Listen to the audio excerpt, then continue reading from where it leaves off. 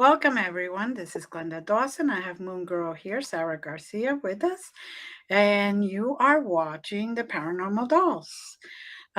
We are live usually at the Glenda's Magical Creations channel on Roku TV, which, of course, it goes under the Conscious Awakening Network. Roku TV, Amazon Fire TV, Apple TV, and a lot of other streaming platforms. I'd like to say thank you for everyone that is watching and continues to follow us. So, Moongirl, we have a very special guest today, don't we? We do. Ooh. And he's kind of cute, isn't he? I can see all the girls now just hanging out. Hey, you know what? My milkshake, right, guys?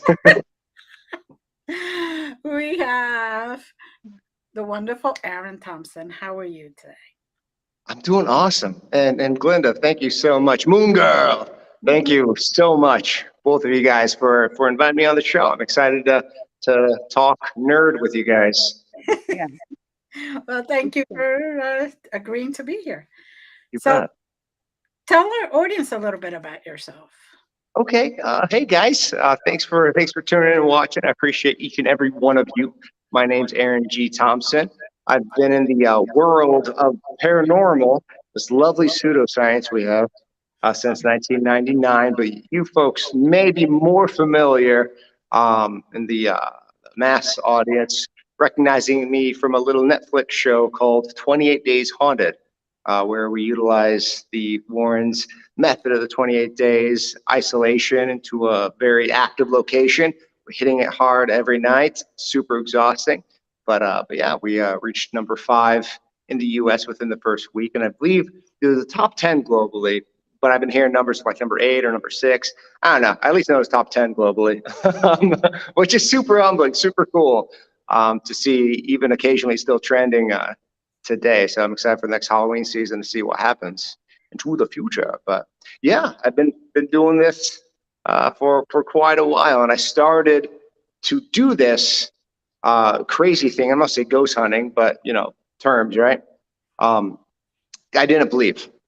Actually, I had an extreme fear of death, which I guess promoted my question to peers, folks that I trust in my community, teachers, ministers, just folks that I deemed high intellect, and asked them the simple question, which was really my gateway drug question to afterlife. But the question was as simple as, do ghosts exist? I didn't believe, but I wanted to ask. This extreme fear of death when I was 8 years old drew towards that question, you know, years later in my early teens. And when asking the question, I received the same answer from every party, or at least, yeah, pretty much the same answer. About 50% of them said yes. 50% of them said no, but I guess the sameness answer was just because. They all really said no or yes, just because. So as a teenager, I realized if you want something done, you got to do it yourself. I'm pretty sure a coach somewhere told me that or something. So I started doing a lot of my book research. 1999 is actually when I started to really do heavy research for about 2 years before I hit a site. So 2001 was actually the first time that my boots to ground happened, and I utilized a team. I scouted them myself. They were folks who actually worked with me, the local movie theater at the time. But you had to be 21 and older to join the team because I want to take it serious, right? So, you know, older people are serious. That's facts. Not always. You know, but they were fine. They were good. That was just, you know, my mindset. I was 19, and everyone else on the team was 21 or older. And I remember giving them a manila envelope that had print out of their job. One of was like a recorder, there was a photographer. I had another one, I can't remember, like one was a recorder, I mean, like with pen and paper. Yeah. And I think another one was a more digital engineer. I don't know. Like, these people aren't known for the jobs I'm giving them, but I wasn't going to do a field trip with him. I really wanted to dig down and start doing this. I believe we were chased out by coyotes in that first one. And a little fun fact, I always reached out to the caretaker of these locations. Even at, it was my first 2 years of research, I really buckled down on techniques. And I want to make sure I take this as serious as possible. So I either reached out to local PD, I handwrote letters to landlords. I've made sure I got the appropriate permissions when I was in a location. And then that's still, though today is a little different, but that's still, that mentality still moves. So today I don't do too many outside gigs anymore, but yeah.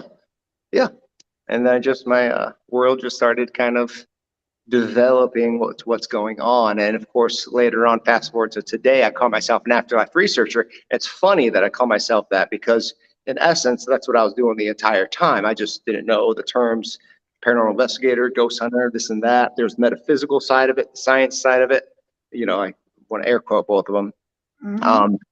It was a lot of bodies of groups that weren't necessarily, and from what I saw, my perception of it, they weren't agreeing on standards. And still today, we don't really have standards. But the time that my research really progressed, I feel, and I'm very comfortable in the zone that I'm in now, and even pushing it. I married metaphysical and science, and once that contraction happened, all of a sudden, things just started escalating real quick on just mechanics and ideas, kind of high-level conversations regarding ghostly activity. So yeah, it was a very unique journey overall. Yeah, some tears, some blood. There was, definitely challenges, but I'm happy to be where I am today. So talk about your show. Get into it. How did you even get involved in the first place? And My tell us about gosh. awesome locations you guys went to go investigate. It was so manifestation, very metaphysical for me to say. Even if I want to label myself as the science guy, manifestation is absolutely a mechanic, I feel, of how we live. It's very simple. It's the simple belief that it's going to happen. And it doesn't have a time. It doesn't. But the thing is, you don't worry about the time, right? You don't worry about the amount. You don't worry about this and that. You don't worry about the numbers, the details in there. This is going to happen. And that is just so crazy on how accurate that is in the larger scheme. Like I feel, I tell people that have like an Eeyore syndrome, right? They're like, oh, nothing ever happens, boo-hoo. Things just keep hitting me down, down, down, and down. But the reality is you're just kind of hitting neutral, I feel. So you're not getting any worse, but you're not allowing yourself to kind of start growing and hitting those beats to get back on track. So in 2020, our world changed, I think. I lost, unfortunately, there's two sci-fi shows that I was going to move forward with. I was going to get on a helicopter right around April of 2020. We all know what happened then. So things unfortunately got smashed. Then they ghosted me. Way to theme yourself, studios. But I thought to myself, man, I was so close to kind of getting this thing and allowing myself to be on this stage where I now have a voice, and I'm so passionate with this voice, and that's really what I want to see, in this world. So I thought it would be a good chance for me to give back, to be escalated on this scenario, but it didn't happen. 2020 happened, so I ended up hitting the road, taking any odd job I could, taking care of my little girl, at the same time. Busy, blindingly busy, but keeping a smile and allowing, ultimately, I gave myself till November of 2021 to kind of get a real job again, right?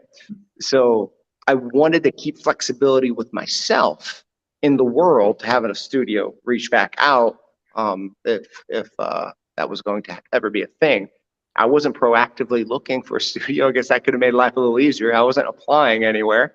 I was literally just hustling so much every day, and just cracking that smile and moving forward. And then there was a phone call from Chicago I got in, it was February, I think it was February or March of 2021.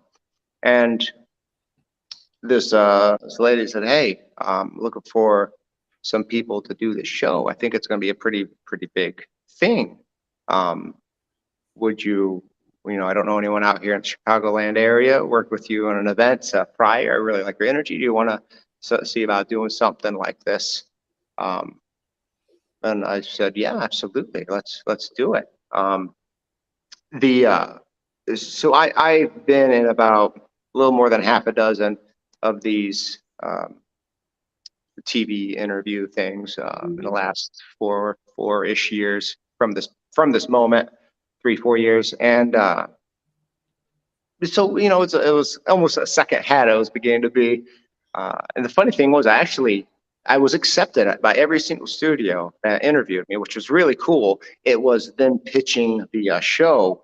Unfortunately, either COVID or nothing happened from it. So that's just the world, the TV world, that I don't think people look at. A lot of times it's the studio looking for talent to build this portfolio to present in a keynote to the actual network.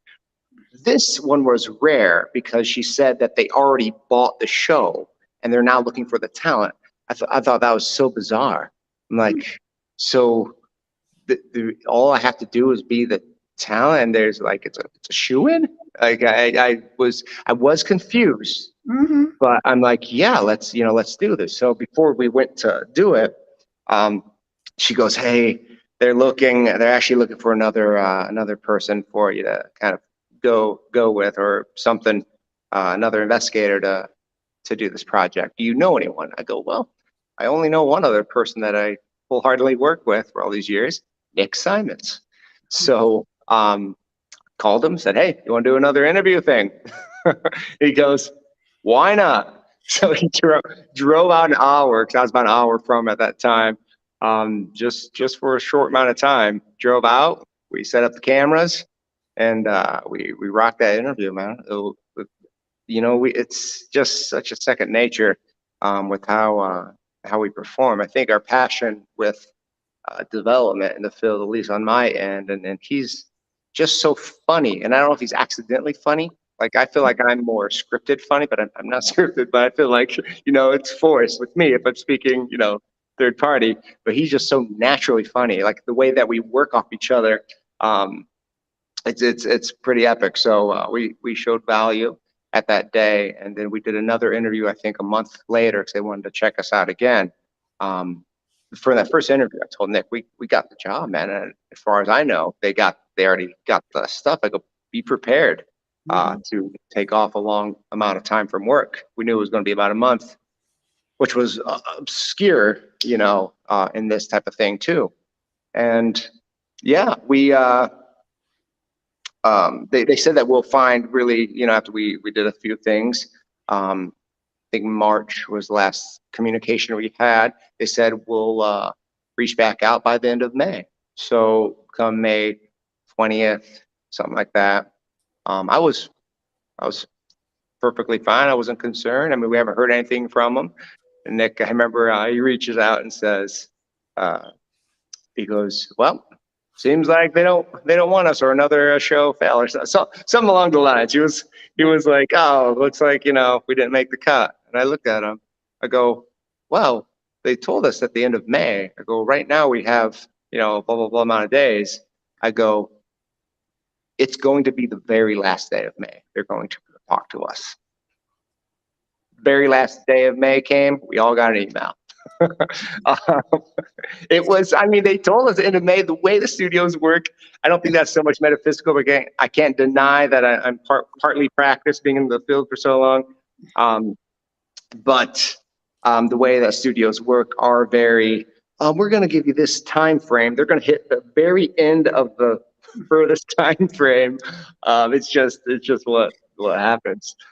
So yeah, from that moment on, they said, yeah, we want you guys. So then we did this crazy uh, psychology test, and then the next day I did like an hour and a half uh, video conference with the studio psychologist.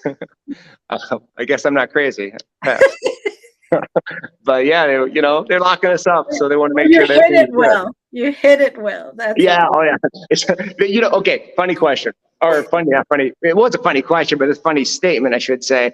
A question on the psychology test, 300 words or questions, and one of them was, and it's a standardized test, right? So at this point, I wasn't quite sure if it's standardized or if it's tailored for us. There's really no indicator that way, but Right. this is the big reason why I feel, oh, this is standardized. I'm about 200 or something in, and this question comes up and it says, I think about death every day.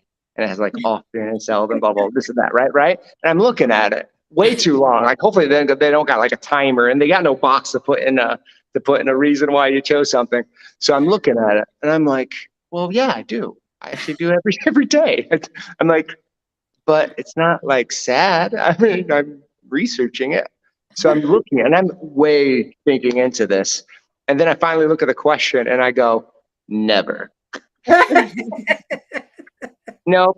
That's when I realized, yeah, it's standardized. I started thinking about the other questions. I'm like, okay, yeah, yep. Never Yeah. think about that. You just research it. You don't think about it.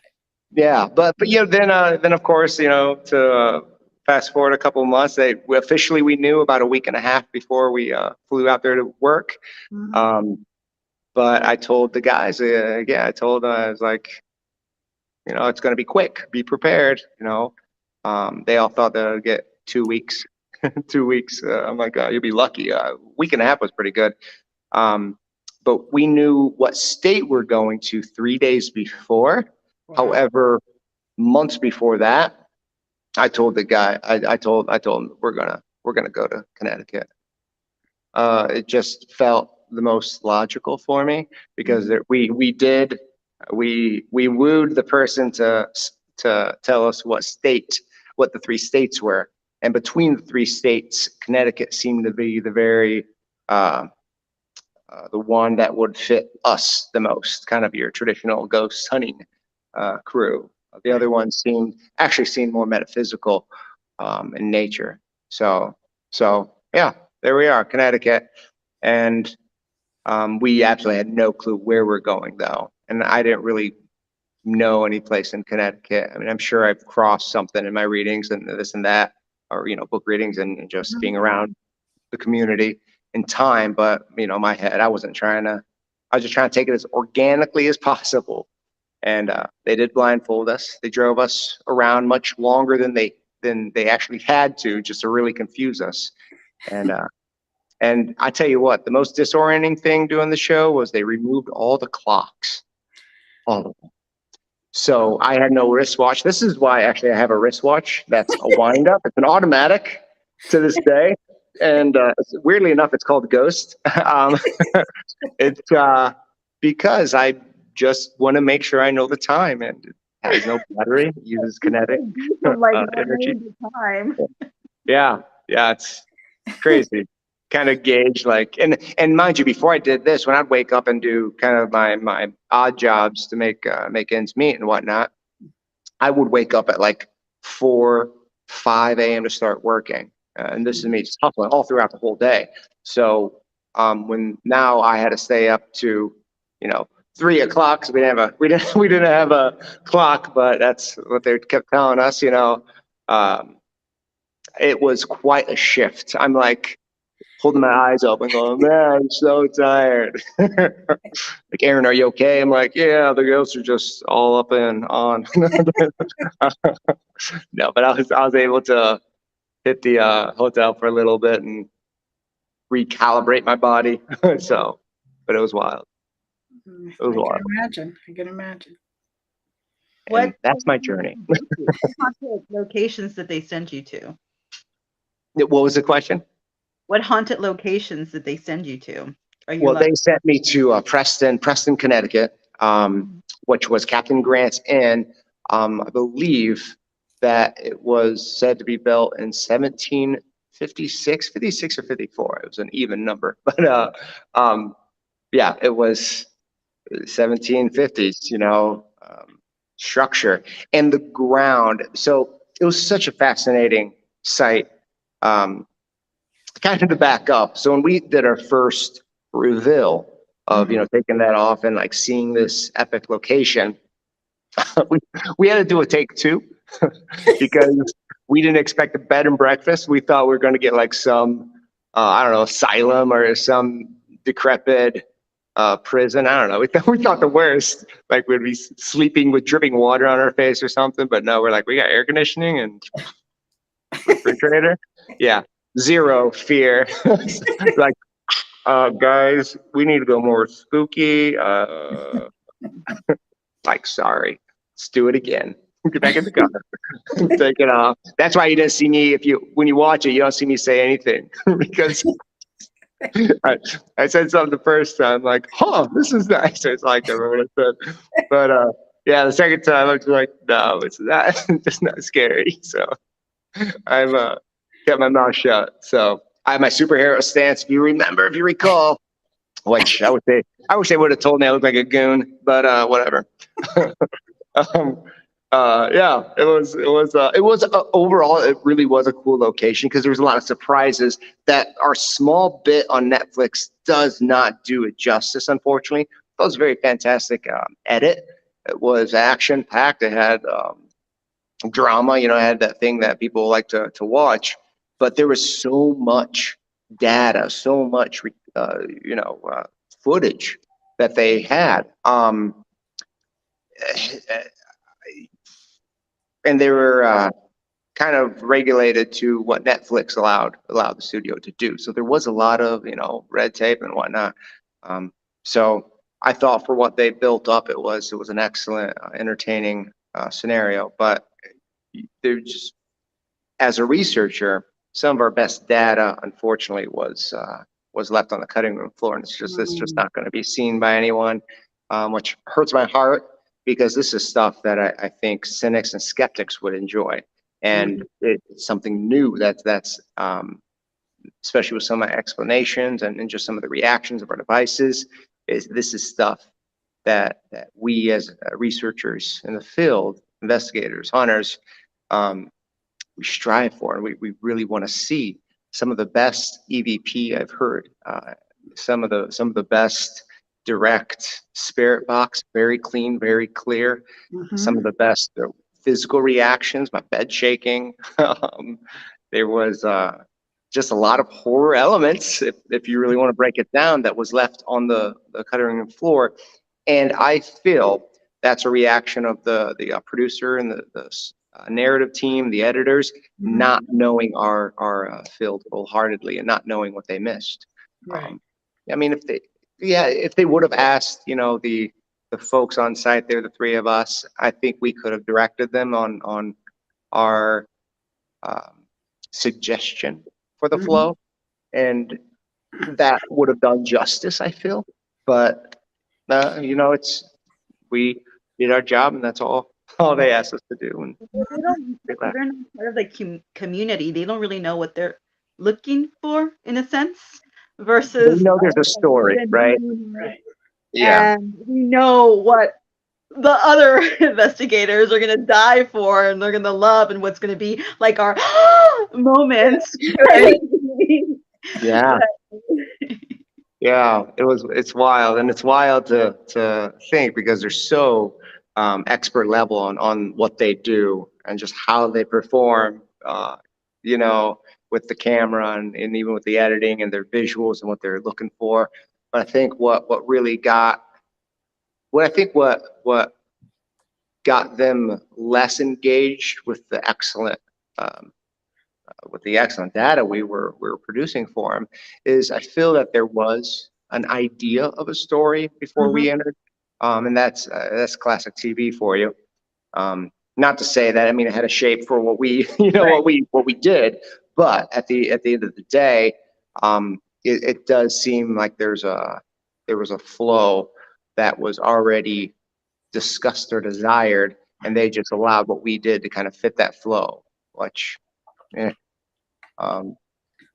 Yeah. Okay. So out of all the locations that you have gone to, which one is the one that resonates with you or brings you joy the most or gets your juices going, because sometimes we go to certain places and we're like, oh my goodness, I experienced this, and I talked to them and they said this, and they said, Right. and there's stuff that you just can't explain to other people because they look at you like, what? I didn't go through Like we're crazy, that. Right. but for a psychologist, I am not crazy. Well, let me show you. I'm actually in my location. Oh, okay. So I make these phenomenal rings in a haunted location, and this is the haunted YMCA. It's actually a furniture store by day. I'm the only one in here right now. The store is closed, Mm-hmm. and this is where I research, where I investigate. It's 4 stories. It's basement. It used to be, like I said, an old YMCA. It's a researcher's dream. The stuff that comes out of this location compared to other locations, and I've been to a lot of the big ones. Mm-hmm. It's and I've gotten some great stuff in some of the other ones, some very memorable reactions. But how this location in Little Rock Island, Illinois, uh, reacts to the researchers, the investigators, it's phenomenal. Um, for example, first day I was introduced to this location back in 2017, and we just got done doing a sold out event at a haunted mansion that's not too far from here, which was super cool. That was the night before, and then I was doing a local convention, speaking at that, just nerding out, that same day. And then we were invited that night to come here. I remember saying like, tired, just like, and be, but it was a lot of the local people, and it's good to bump elbows and just to really share with the community. I thought it was a nice gesture that they would ask, everyone, Mm-hmm. kind of open invite to the researchers. So I said, 2 hours, I could show up for 2 hours, just kind of bump elbows and mess around with some things and head on out. Well, I went here. I'm not sure if I stayed my 2 hours, but I got everything that a researcher strives for in their life in some cases, all within 5 minutes. We're talking intelligent EMF hits, and mind you, no airplane mode on, or I'm sorry, airplane mode on phones, and we were in a room that had concrete surrounding everything. So those waves and how that would typically move, um, uh, it would block the radiation or the reception. Mm-hmm. So I had 2 different EMF meters that were calibrated to different frequencies, and they were fairly close to each other. So if we had something that I wasn't familiar with that can do a burst of EMF or radiation, both of those meters should technically catch them. But I positioned an activity. That's what I typically like to do to kind of move a location. So in this case, it's old YMCA. So I positioned a race. I said, to start the race, you hit this meter. And to end the race, or to start the race, hit this meter, and then I will race you, and I'll race you to the end of the hallway that I just showed you guys, and back, and you hit this meter to say that you're back. So it was a direct type of scenario, and I'm just sitting there nonchalantly, kind of my arm leaning against something. Next thing you know, first meter hits, and I'm thinking, I mean, that happened like way too fast. I'm thinking it's in my head. Like I'm just, I got the video, so you see me kind of rubbing my eyes a little bit, and I sit back up, and I'm a little confused. I'm looking at everyone. Everyone's kind of looking at me because they saw it go too. Mm-hmm. So I'm just waiting there because I don't want to be the first one to be like, oh, there it is, and blah, blah, blah. All of a sudden it goes again, but it's like a real like light hover. Like, it's hard to see. It's really hard to see even on video.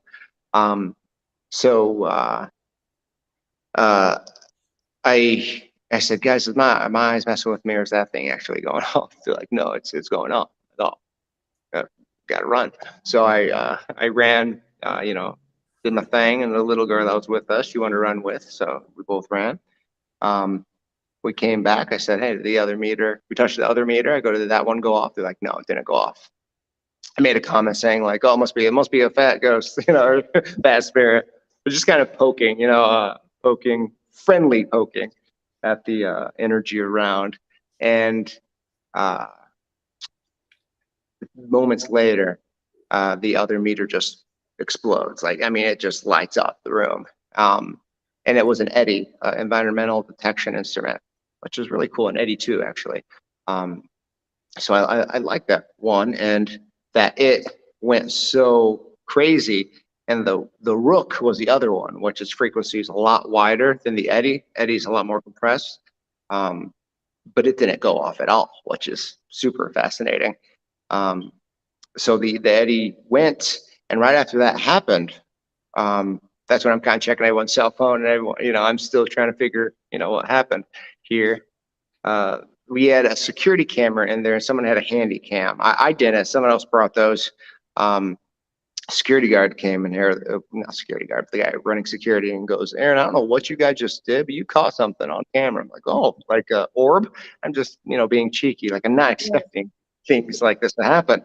And they go, no, definitely not an orb. So I looked at it. Definitely not an orb. It was cool. It looked like a floating Cheeto that kind of popped out from the wall. We did one flip, held its static position, and faded. And it was in context to that machine, the second detector going off. Pulled out a spirit box, because why not get a trifecta going on here? And said, who won the race? And it said, Madison won the race, which was a little girl that was with me. So I gathered up all, I brought my lav mic with me and recorder. So that's all I had. So I took everyone's, data that was in that room, like, give it to me. I gotta see what's going on there. So in post, when the first meter went off, you heard a very clear race me EVP. And then when we touched the meter, you heard the EVP again saying Aaron wins. Then another one comes through and goes, no, Madison did. Because technically I let her touch the meter first, because she's a little girl that was following me. I was just being nice. So yeah, technically she did win, but it's great that it provided intelligent multiple syllable responses to the environment, all within 5 minutes.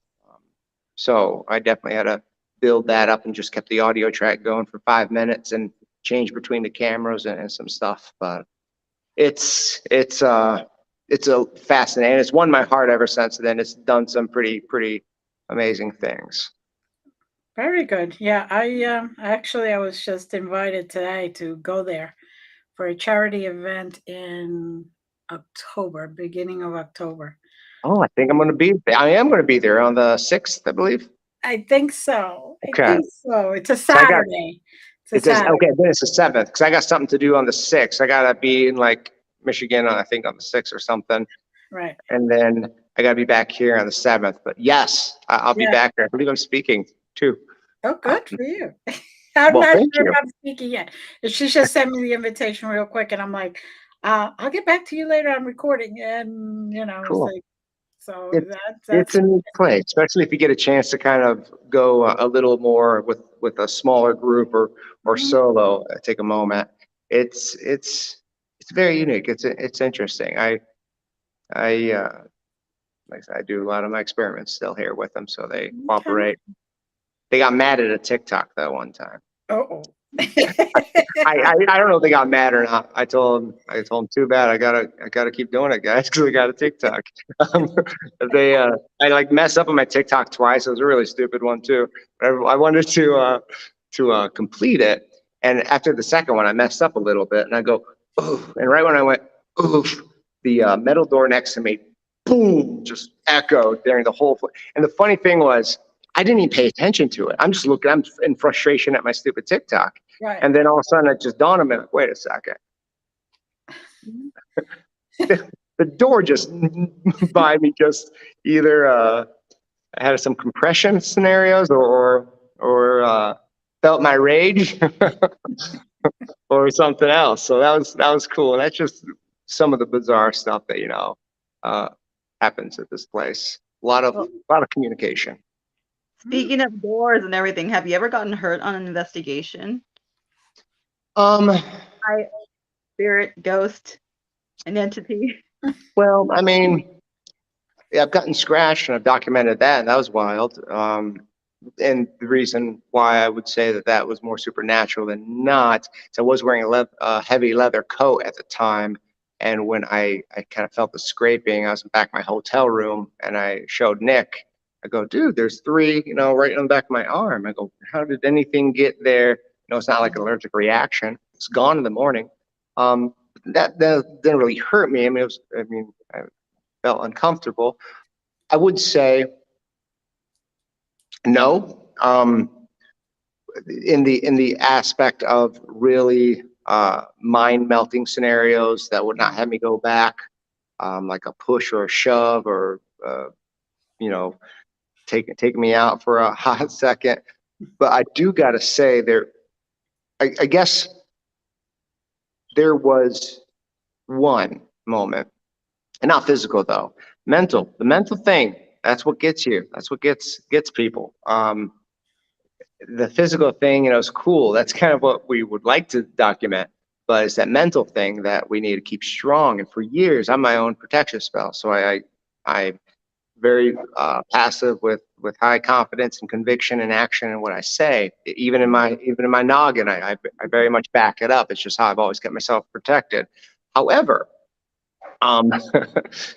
going back to the TV show, why not have TV first? And it's, again, unfortunately, it's unless they come out with a badass edit of it, because they could. I had an oppression moment happen to me on that TV show. So day one was honestly one of our more active days. And it's funny how they go with the cycle. Which, sure, there's some context to it, but I've always said as long as you can build rapport and really wake the house in some context, have good intent. It's all about intent. You're going to get results, and we knocked those results out day one. We could have called it and left early. However, unfortunately, with me, even feeling the tight static of something pressing on me all around my whole body, it was captured visually with our devices. It was seen on a couple different cameras because I was solo in the house. We decided to do solos in the house at day one. Why not? My problem was I am in this new place, big adventure, big TV network, big TV show. Like, this is crazy. It's like almost like a dream thing, right? Especially for what we do, like crazy. So I feel, and this is me reflecting, I feel I was so wooed with the adventure that was happening. I forgot to ground myself as I naturally do. I just didn't. I just stepped into action.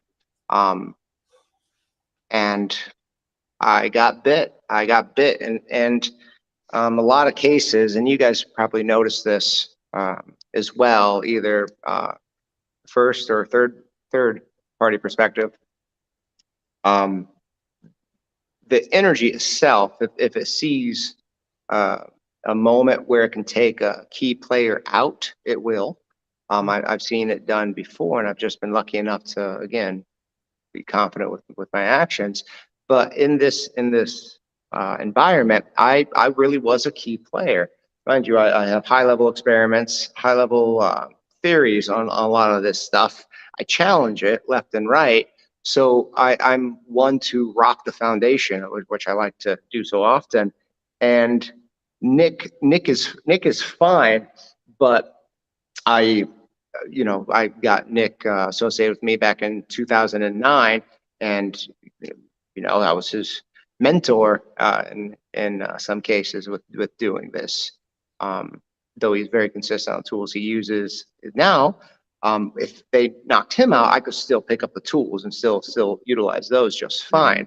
If they took Sean out, Sean was actually using a lot more tools than his third eye, though he did excellent when he was able to bring that aspect to the spots. But taking him out, Nick and I would have been fine with just utilizing our data and actually coming to the same conclusion, if not alternatively. So taking me out really took out a perspective that would have been progressive and challenged kind of everything in there. So there was about 2 weeks, I would say, that I isolated myself. I didn't want to talk to them. I was getting really mad at them, and I didn't know why. It seemed very natural. I just wanted to leave. I wanted to go home. I didn't do any experiments. Producers even asked me if they wanted to get some stuff for some experiments I was doing. I go, no need to. I just didn't want to do anything. So after Sean actually threw holy water on me, because there's some stuff that was going down, some horror movie style stuff, and I told him, get the water. I didn't think it was going to work. I just wanted him to leave me alone because I was about to rip off him and Nick's head because I was getting so frustrated with him. It was bizarre in my mind game. And it felt like acid when he threw it on me. Just it burned. And I cursed through the entire St. Michael's prayer. I remember Nick had his camera and he peeked out and he goes, I don't think that's in the prayer. No, it's not. And it felt very bizarre when I was saying the prayer because it's almost like there was my consciousness, but then there was like another party in there. It was strange. And after I finished it, I felt this tight static lift off of me. I was joyful. I was happy to be there, and now I'm taking up more leadership position within the group. But mind you, a lot of the core has already been established, so so anything I would have done would have happened big that first week, and again, it just knocked me out. So I mean, I stared the direction of where we were going for pretty much the remainder, in conjunction with Nick and Sean. We all participated, but I was definitely back in the game. But it was interesting, the whole black and white, day and night of that experience. I even thank Sean. I go, I can't analyze exactly what you did right now, but I appreciate you. You're valuable, and let's get back to work. And we just went right back to doing everything. It was unique. So that's when the producer said, so you believe in God now? I go, no, I don't. I go, what happened was I didn't play the game board correctly, meaning the location, and I got bit. I go, I should have had the appropriate medals on me. I should have, had the appropriate sayings, and I should have played it because, mind you, this had hundreds of years of purest energy put into it, of violent witch slaughters. 1600s were so much more violent than the 1700s Salem, but you don't talk too much about that. There was a gentleman, his name was John, of course. He became, I want to say, the governor of the location, but he was a practiced alchemist. He did alchemy, which was also like right up there with witchcraft and all sorts of bad stuff. But he was also, by all definitions, he was a purist. He was a Christian. So he really lowered the fear, and he wanted to make a better world using magic and alchemy and science and that stuff. So he really changed the game. But before that, there was so much bloodshed. Of course, indigenous folks who lived there, you think they left nicely. It's their home. So unfortunately, there's some stuff that happened there, and that ground definitely had a lot of blood and a lot of bad stuff there, and I didn't know what I was getting myself into. No one did, but yeah, it was pretty crazy. Yeah, it sounds like it. Even if it's not a haunted location, like, or per se haunted, if the Right, energy is weird, like when me and Glenda, we had gone to Vegas to do that prayer unity. So I am like you, I like being prepared, like mentally, like I kind right, of right, prepare myself. But I wasn't expecting anything per se paranormal because it's just like at an event, there's Right. gonna be other investigators. It was just, booths, whatever. It wasn't an investigation. right. So I went with my guard down, and boy, was that a mistake. I felt like crap the whole time. Energy vampires. It was horrible. I was this close Yeah, to calling an Uber and going back. I spent I get it. most of it the first day in the little day bed they have in the restroom. Glenda found me all like, I was like, "Are you okay?" Yeah, I'm and I'm not okay. one And to she's make a gonna take scene. care of it. I'm not one to make a scene and be like, oh my God, I'm feeling it. Like, I just quietly, Mhm. go home by myself. And I'm like, wow, feels kind of crappy. Then I ran into Glenda and I was like, dude, the energy in here is so nasty. It's draining. And it really got me off guard the whole day. I felt Yeah. terrible. So the next day, I was like with my guard up. I did my little cleansing. I was like, nah, not today, mother trucker, not today, because you did take me out yesterday. And that was, yeah. And again, it was just us doing, the Yeah, and venue. learn. Right. There's nothing. So I didn't feel like I had to. Lesson learned. Oh, yeah. Absolutely. And Exactly. I'd say that I'm in the moment of my research where I'm confident until the data might pull elsewhere that we create our own monsters. Mhm. So when you say a haunted location, this and that, we can wholeheartedly create our own haunts Mhm. in time. Who to say that this location was awesome, day one when I showed up here. But who to say that I didn't spark, more of my intent to put into the flow of things. Yeah. Mhm. Um, And it's then they fascinating. go so all their energy, and then they go do investigations, the investigators, and then the people who go in who pay the tickets.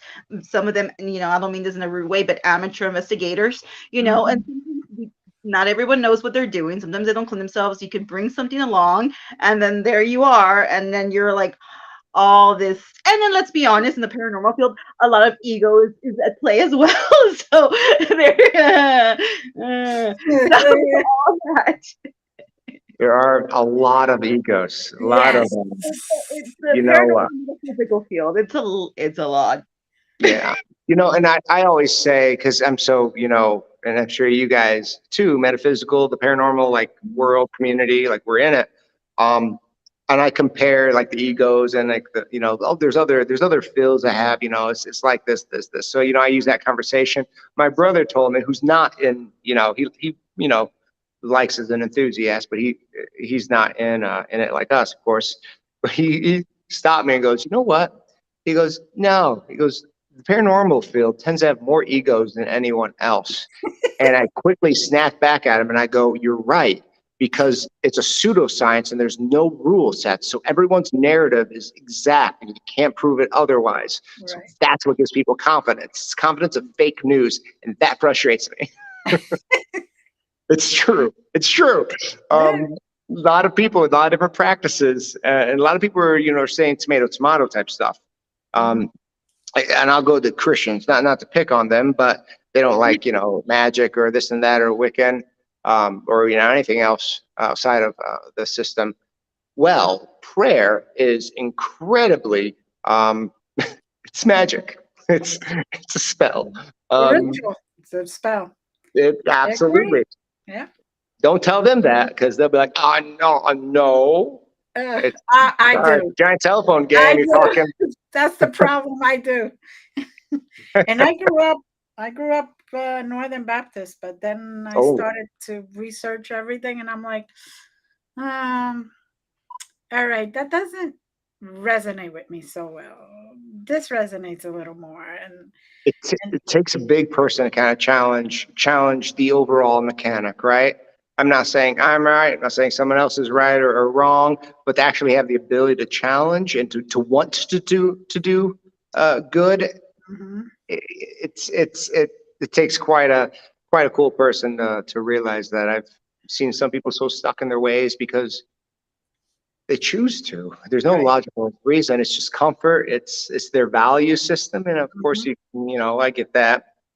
But there's so much out there, mhm, and I believe there's a lot more science. I use terms like subatomic particle connectivity, which um, I might actually be able to get some tools that measure that in some context. I have had the honor of collaborating with leading scientists for electricity. They seem to have something, so hopefully I get my hands on something like that soon. But ultimately, it reads intent, and I always tell people it's like the giant telephone game. It's prayer, well wishes, good vibes, mhm, meditation.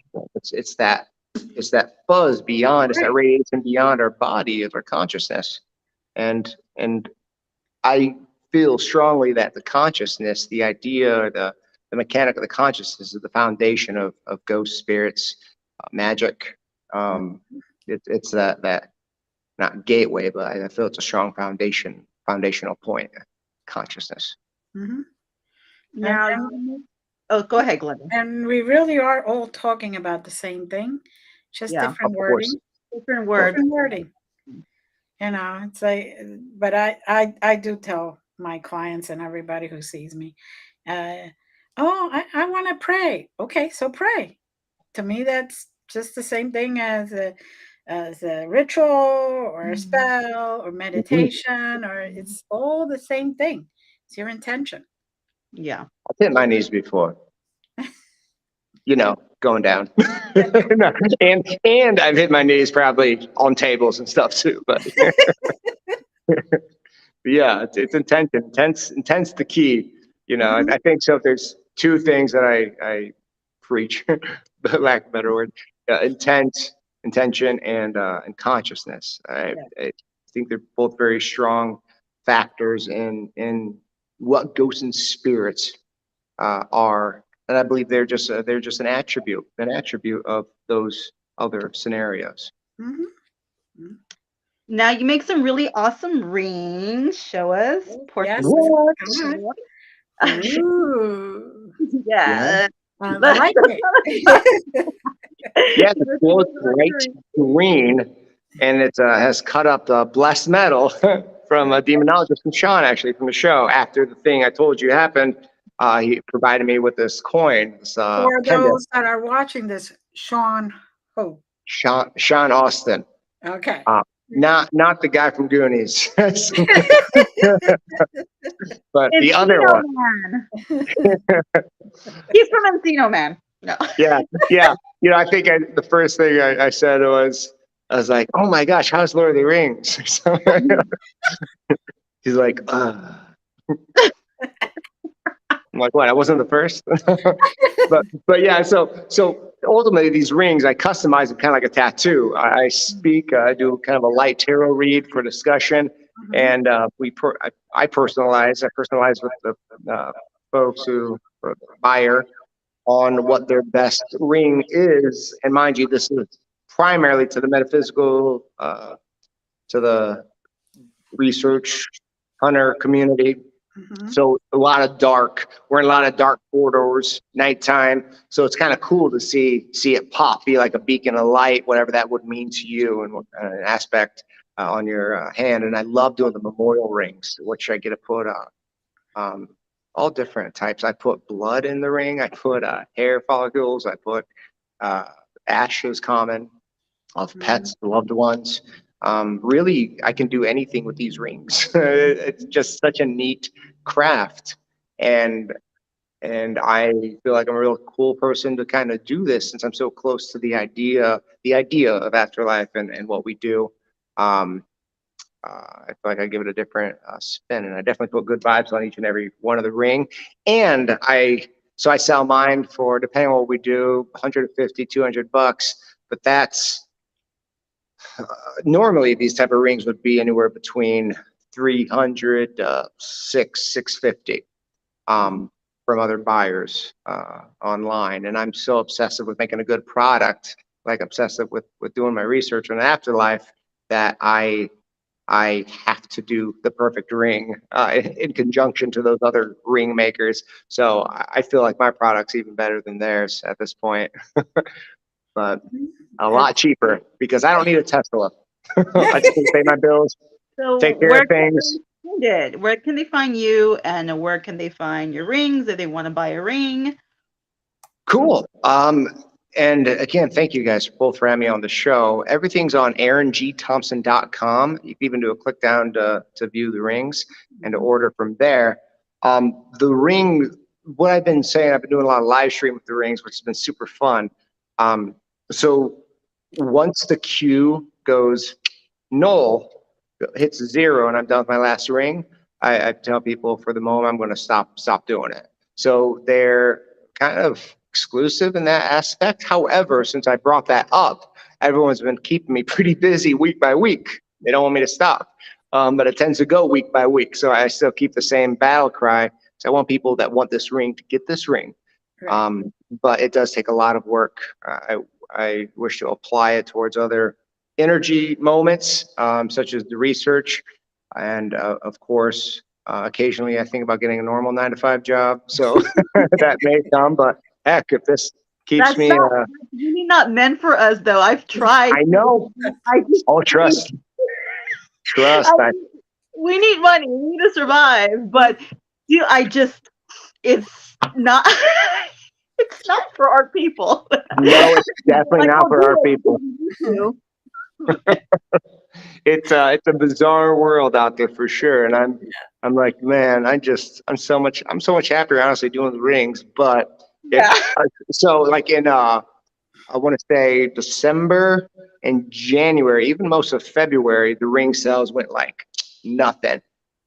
I'm glad I had a good November. I had an excellent November.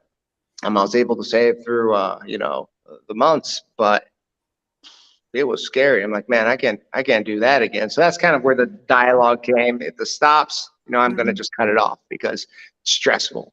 I still got a little girl, single dad life, rocking it.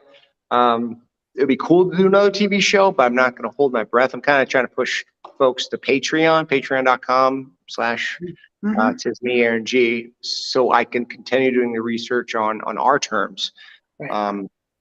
without, if we catch something good, fit it in the narrative appropriately instead of Good. omitting it. But yeah. So we're down to about 2 minutes away from the end of the show. It's been great. Do you have anything you want to say last second? What events that you have? Yeah. Any Oh, events? well, okay. All the events are still on AaronGThompson.com. Everything's like one stop shop with my social stuff. But weirdly enough, on the 9th, which is the 9th of June, soon here, there's I'm doing local stand up. I don't know why I'm the person doing this. I knew the guy hosting it, and he goes, "I want you to do this because you inspired me to do this thing again." I'm like, "Cool." So it's gonna be a lot of ghost jokes. I don't know. Stand-up's hard. It's a whole different beast. And these guys that are up there with me are professionals. They're like big rigs. So I don't even know. But I'm doing it, and I would love support. So if you're in Rock Island, Illinois, Roz Talks on the 9th of June, stop by. Watch me. Watch me. Well, thank you very much. Thank you, Moongirl, as always. And thank you to the audience. And keep sending us your emails and your suggestions. We'd love to hear from you. And keep keeping on. Love you. Bless you. Naughty messages to Glenda. She loves them. I do love messages. Bye.